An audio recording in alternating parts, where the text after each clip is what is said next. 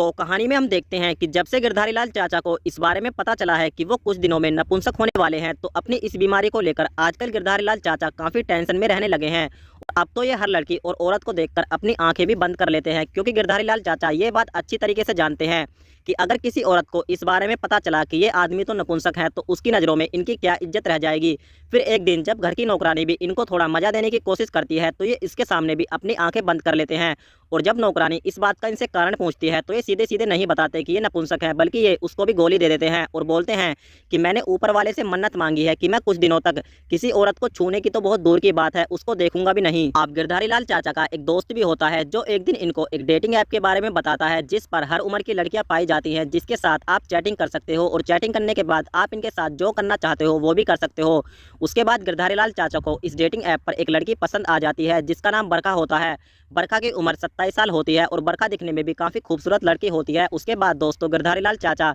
बरखा के साथ इस डेटिंग ऐप पर गर्मा गर्म बातें करना शुरू कर देते हैं। अब सबसे बड़ी समस्या ये आती है कि इस डेटिंग ऐप पर गिरधारी लाल चाचा जिस लड़की को पसंद करते हैं, इसी लड़की को इनका भतीजा जिसका नाम रोहित होता है वो भी पसंद करता है। और इसीलिए जब भी रोहित की बीवी अपने पति के करीब आती है और इसके साथ संबंध बनाने की कोशिश करती है, तो हमेशा रोहित कोई ना कोई बहाना ले ही देता है, क्योंकि इसको डर है कि संबंध बनाने के चक्कर में अगर बच्चा हो गया तो ये कभी भी बरखा को नहीं पा सकेगा। अब आज तो नेहा का पारा गर्म हो जाता है और वो रोहित को बोलती है कि पूरे 3 साल हो गए मैं तुम्हारे यही बहाने सुनते आ रही हूँ, अगर मेरे अंदर कोई कमी है तो तुम मुझको अभी बता दो, मैं आज ही इस रिश्ते को यहीं पर खत्म कर दूंगी। तो रोहित बोलता है कि तुम्हारे अंदर कोई कमी नहीं है, कमी मेरे अंदर है। अब रात को नेहा अकेली बैठकर एक कोने में रोने लगती है और अपने मन में सोचती है कि मैं चाहकर भी तुमको नहीं छोड़ सकती, क्योंकि तुम सच में बहुत अच्छे इंसान हो, लेकिन अब मैं इस बात का पता जरूर लगा कर रहूंगी जिस वजह से तुम मेरे करीब आना नहीं चाहते। अब इधर हम देखते हैं कि आज तो गिरधारी लाल चाचा की बल्ले बल्ले हो जाती है, क्योंकि आज बरखा खुद मिलने के लिए इनके पास आ रही है। उसके बाद गिरधारी लाल चाचा नेहा को कुछ पैसे देकर इसको शॉपिंग करने के लिए मार्केट भेज देते हैं, क्योंकि इनके अलावा अब घर में कोई और नहीं बचता। उसके बाद बरखा घर पर आ जाती है और यहाँ पर बरखा को पता नहीं